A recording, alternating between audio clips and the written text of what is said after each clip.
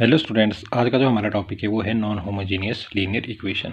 Right, इसको हम किस फॉर्म में लिख सकते हैं?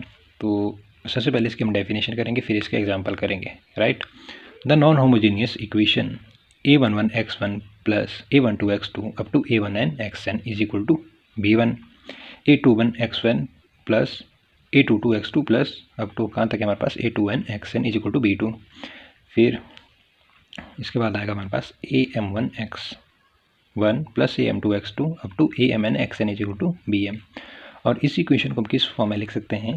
Can be written as ex is equal to B. अगर हमारी ex is equal to B की फॉर्म में कोई इक्वेशन है तो उसको क्या बोलेंगे हम कि ये कौन सी इक्वेशन है? Non homogeneous linear equation. Right, तो इसके एग्जाम्पल है। ठीक है, तो इसके एग्जाम्पल जो है हमारे को किस किस टाइप से पूछे जा सकते हैं? Show that the following equation are inconsistent, value given है। और हमारे को यही क्वेश्चन पूछा जा सकता है, show that the following equation are consistent. Right, तो दो टाइप में पूछे जा सकते हैं, एक कंसिस्टेंट, एक इनकन्सिस्टेंट। तो अभी हम इनकन्सिस्टेंट के बारे में पढ़ेंगे। ठीक है, कि कैसे इससे सॉल्व करते हैं। तो इनकन्सिस्टेंट की आपकी डेफिनेशन पता हुई होगी, if the system does not has any solution, तो हम क्या बोलेंगे? It is called inconsistent. अगर हमारे पास सॉल्यूशन है, a system of equation which है सॉल्यूशन, तो उसको क्या बोलेंगे हम? कंसिस्टेंट। और क्या बोलते हैं इसको? कंपैटिबल। राइट, तो ये हमारी बेसिक जो है डेफिनेशन है इसकी। तो करते हैं इसके एग्जांपल सॉल्व। तो सबसे पहला स्टेप जो हमारा सॉल्यूशन का रहेगा उसमें हम क्या करेंगे? सबसे पहले सॉल्यूशन लिख लेंगे। ठीक है, सबसे पहले लिखेंगे द गिवन इक्वेशन। आपने लिखना है द गिवन इक्वेशन आर, आपने वैल्यू लिख देनी है। ठीक है, सबसे पहले आपने करना है। फिर करेंगे हम which can be written as, which can be return as, इसको किस फॉर्म में लिख सकते हैं हम? आपको फॉर्मूला पता है, ई एक्स इंटू बी की फॉर्म में। तो इसके कोफिशिएंट्स क्या क्या है हमारे पास? 2, 3, 4, 1, 2, 3, 1, 4, 7। ठीक है, ये तो होगी हमारे पास ए की वैल्यू, और एक्स की वैल्यू होगी X Y Z. Right, clear है? इज इक्वल टू बी की वैल्यू क्या है हमारे पास? इक्वल टू क्या है? 10, 14 और 10, 10, 14 और 10। सपोज दैट हमारे पास इधर होता है x1, x2, x3, 2x1, 3x2, 4x3 और x1, x2, x3, x Y Z की जगह x1, x2, x3 होता है। तो हमारे पास जो x की वैल्यू आती है वो x1, x2, x3 होती है। राइट, तो इसका ये नहीं है कि आप एक्स वाई जेड ही सारे में लिखो। ठीक है, आपने ये देखनी इधर की वैल्यू हमारे को क्या लिखी है? x1, x2, x3 है, एक्स वाई जेड है, तो रिटर्न लगाना है इसमें। राइट, यहाँ तक क्लियर है? इसके बाद क्या करना है हमने? इसके बाद जो हमारे ये 1, 2, 3 ये तीन वैल्यू है, इसको बनाना है हमने 0। ठीक है, कौन कौन सी? a21, a31, a32 की वैल्यू। राइट, अब इसको हम कैसे 0 बना सकते हैं? इस पे लगाएंगे हम ऑपरेशन रो पे। ठीक है, तो करते हैं स्टार्ट। तो हमने सबसे पहले तो इंटरचेंज कर लिया, r1 इंटरचेंज r2। हम इस इक्वेशन को इंटरचेंज करें क्योंकि इसमें 1 है। ठीक है, तो a11 की वैल्यू हम 1 रखेंगे ताकि जो हमारी जो सेकंड रो है और थर्ड रो है वो हम इजी वे में सॉल्व कर सके। तो r1 को जब इंटरचेंज करेंगे आप r2 में, तो कैसे करेंगे? देखो, r1 r2 की आ जाएगी r1 में, यानी कि 1, 2 और 3 ये वैल्यू आ गई r1 में, और r1 की वैल्यू चलेगी r2 को। 2, 3, 4, यहाँ तक क्लियर है? r3 में कोई चेंज नहीं हुआ तो आप लिखोगे एज इट इज़ 1, 4, 7।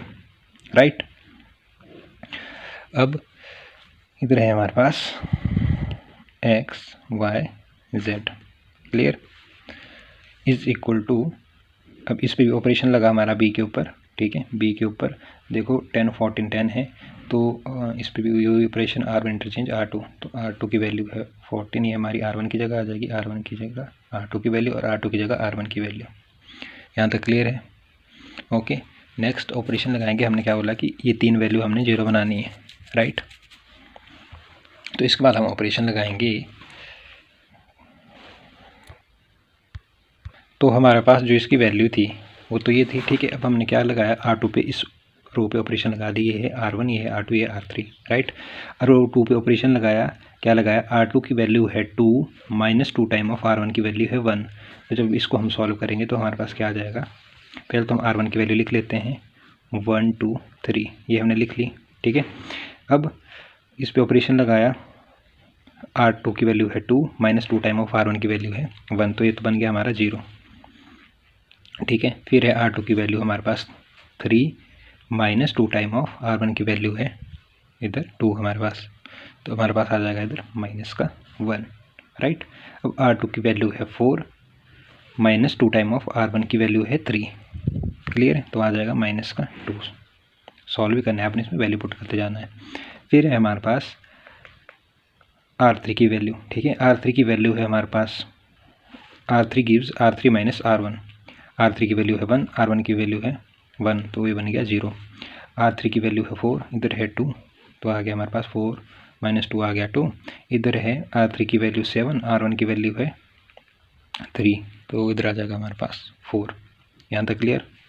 और XYZ की जगह हम XYZ ही रखेंगे एज इट इज़, XYZ आपने XYZ रखा, इज़ इक्वल टू, अब हमारा जो B वाली वैल्यू उस पर भी लगेगा ऑपरेशन। R1 की वैल्यू तो एज इट इज़ रहेगी, कितनी थी हमारी R1 की, इधर हमारा 14 था, इधर हमारा 10 था, राइट। तो ये थी हमारी इससे पहले वैल्यू, ठीक है। अब हमने ऑपरेशन लगाया है, तो हमारी R1 की वैल्यू एज इट इज़ रहेगी, वो रहेगी 14, ठीक है। फिर R2 की वैल्यू, R2 पे ऑपरेशन लगाया, R2 minus 2 time of R1, R2 की वैल्यू है 10 माइनस 2 टाइम ऑफ R1 की वैल्यू है 14, तो ये आ जाएगा हमारे पास माइनस का 18, राइट। अब है R3 पे ऑपरेशन, तो R3 माइनस R1, R3 की वैल्यू है 10, R1 की वैल्यू है 14, तो ये आ गया हमारे पास माइनस का 4। यहाँ तक आपको क्लियर है, ठीक है। अब हमारी दो वैल्यू तो 0 बन गई, अब हमने ये भी वैल्यू 0 बनानी है, राइट। तो क्या करेंगे हम, अब ऑपरेशन और लगाएंगे, R3 gives R3 plus 2 time of R2, right.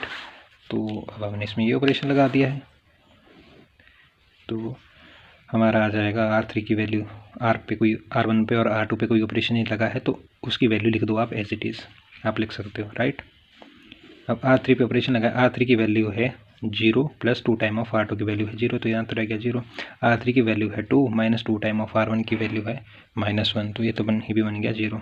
R3 की वैल्यू है 4 प्लस 2 टाइम ऑफ R2 की वैल्यू है -2, ये भी बन गया हमारा 0, बट हमारे को बनानी थी 3 वैल्यू ही 0, तो ये भी बन गई है। तो यहाँ ये मत सोचना कि गलत हुआ है हमारा, ठीक है, तो कोई बात नहीं, आप आगे सॉल्व करो। यहाँ तक क्लियर है, ठीक है।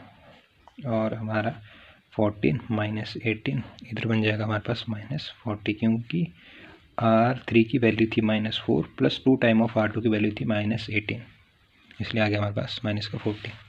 तो इसके बाद का जो हमारा स्टेप है, इसमें लिखेंगे हम नाउ रैंक ऑफ ए की वैल्यू लिख देनी है, ये जो हमारे पास इधर आई है 1 0 0 2 -1 0 3 -2 और 0, क्लियर। इज़ 2, अगर आप इसका रैंक फाइंड करें तो हमारे पास जो इसका रैंक है वो आएगा 2, राइट। एज रैंक क्या लिखना है आपने, एज रैंक, अब लिखनी है हमने यही वैल्यू दोबारा से 1 2 3 0 -1 -2 0 0 0, ये वैल्यू लिख दी। साथ में लिखनी है हमने बी की वैल्यू इसके साथ, ओके, 40 -18 और -40 लिख दी, इज़ 3। अगर हम इसका रैंक फाइंड करें तो वो आएगा हमारे पास 2, राइट, ए की वैल्यू का, बट ए और बी की वैल्यू अगर हम इकट्ठी लिखें, ठीक है, तो हमारा उसका रैंक आएगा 3। तो रैंक मैंने आपको बताया है कि कैसे फाइंड करते हैं, राइट। तो यहाँ से क्या लिख सकते हैं हम, therefore given equation are inconsistent, right. तो यहाँ हमने क्या प्रूव किया कि हमारे से क्वेश्चन में पूछा गया था कि जो इक्वेशन है वो कैसी होनी चाहिए, इनकंसिस्टेंट। आपसे स्टार्टिंग में पूछा गया था कि show that the following equation are inconsistent, right.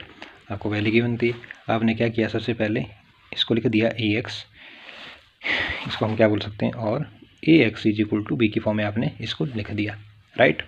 आपने लिख दिया इसको X is equal to B की फॉर्म में, और ये कौन सी इक्वेशन बनी हमारी, नॉन होमोजीनियस लीनियर इक्वेशन, क्योंकि हम इसको इस टाइप में लिख सकते हैं, राइट।